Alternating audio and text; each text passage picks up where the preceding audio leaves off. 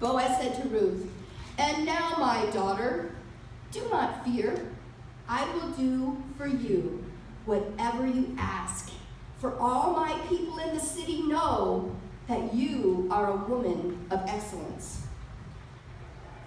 So Boaz was a man of honor, and he did exactly what he said he was going to do. He said he would take care of the matter the next morning. So he went out to the city gates. It was kind of like court.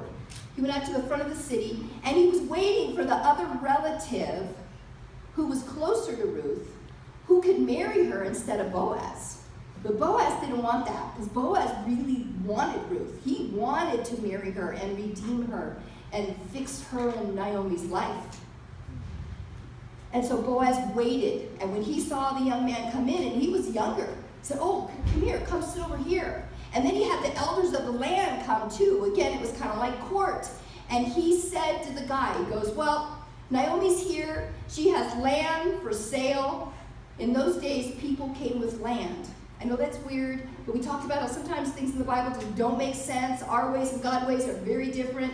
So when you bought the land, you also got Ruth. So he said to the closer relative, he said, "Do you want to buy Naomi's land?" And the guy said, "Oh yeah, I'll take the land. Sure, I'll buy it." Oh no, this meant Boaz couldn't marry Ruth. So then Boaz said, "Well, when you purchase the land, Ruth, the widow, comes with the land, and you have to marry her."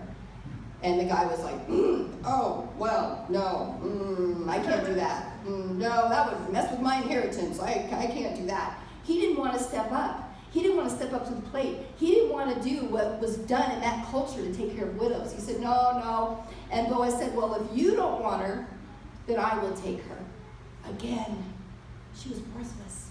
This guy said, I don't want this Moabite woman. I don't want her. But Boaz said, "I'll take her." And then another really strange thing happened. It's one of those things again that's like, well, this doesn't make sense either. The guy took off his sandal and gave it to Boaz.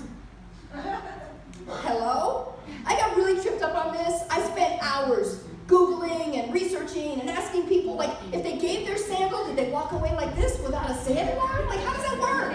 I don't understand. Like, how do you just give your shoe? I don't want to give my shoe away. They only have one shoe. I mean, shoes are a big deal, right? I had a conversation with somebody about shoes. They did a talk about shoes. So awesome. I don't know where you are. Oh, there you are. You did that talk about shoes. Who was it? Rachel. Yes, Rachel did a talk about shoes. So awesome. She was telling me about it yesterday. Anyway, so he took off his shoe. Well, I am like in my office. I'm going crazy trying to figure out what happened. Did he keep the shoe? Did he walk away without his shoe? What happened? And then my husband comes in and he sits down. I said, "Honey, I'm going crazy. Like, what happened when they took off the shoe?" And my husband knew. Lo and behold, sometimes the answer's right underneath your nose. My husband, I gotta tell you, he's a champ. He is amazing. And I appreciate him so much. And I need to give him credit for the book deal that I got. I really do. And I'll tell you why. This is kind of an inside secret. But something happened on our honeymoon 35 years ago. And it was so embarrassing. He swore me to secrecy. He said, "Never tell this story, ever." And I honored that for 35 years. I never told a soul, not even our kids. Never told anyone. Then I had the possibility of this book deal. And I knew I needed that story for my first chapter. I knew it. I knew I did. And I'm like, oh no, how am I going to broach this, Because this was a secret story he didn't ever want to get out. And I'm like, oh man. So I went to him, "Honey, can I tell that story for my honeymoon?" And he's like, because anything I ever write, my husband has veto. Anything I write, he reads it, "Nope, you can't write that." Okay, boom, start over. Because that's my deal with my whole family.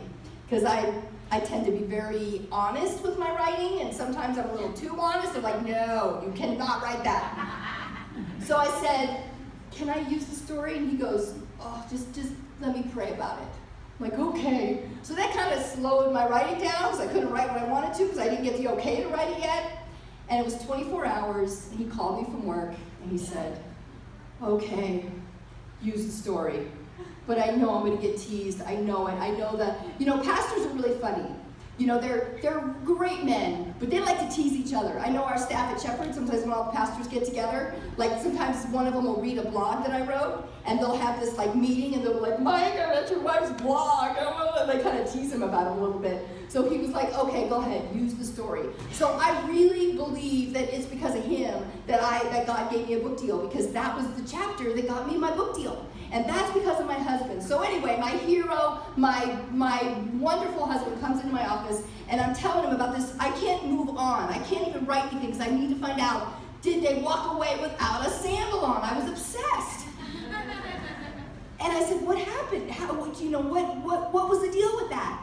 And he said, well, the sandal was like a contract. That was your contract. And yes, they kept it. They just went and got new sandals, because then later, kind of like someone says, is this your car? Well, yeah, here's my pink slip.